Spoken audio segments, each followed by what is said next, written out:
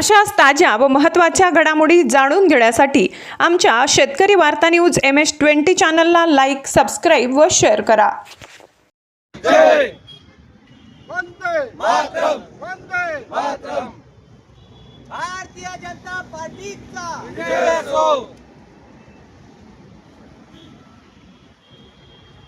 विरोधकांनी रॅली काढणं हे त्यांचं काम आहे, पण जमिनीवर जे येतं आमचं काम असल्यामुळं, भारतीय जनता पार्टीचं काम असल्यामुळं आमच्या भागातून मोठ्या प्रमाणात आणि अगदी 80-85% पुढं मतदान हे भारतीय जनता पार्टीच्या चारही उमेदवारांना होईल. काय कोणते मुद्दे घेऊन तुम्ही प्रचाराला समोर जाताय? आम्ही या निवडणुकीत जनतेची सेवा, विश्वास आणि जनतेची सुरक्षा हे मुद्दे घेऊन जनतेत गेलेलो आहे. तुमचं काय विजन असेल?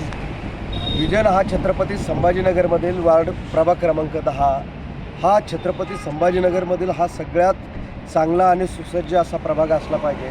तिथं सगळ्या सोयीसुविधा उपलब्ध असल्या पाहिजेत, अशा पद्धतीनं आम्ही काम करू. आता देवाभोवनी कालचाच टॉंग झाला, त्याच्यामध्ये सांगितलं विकासाला आम्ही भर देणार आहे. कसं बघता याच्याकडे?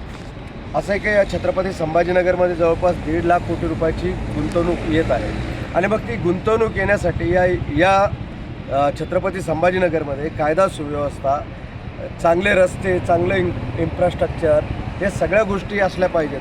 त्यासाठी भारतीय जनता पार्टीचा महापौर या शहरात निवडून आला पाहिजे, बसला पाहिजे.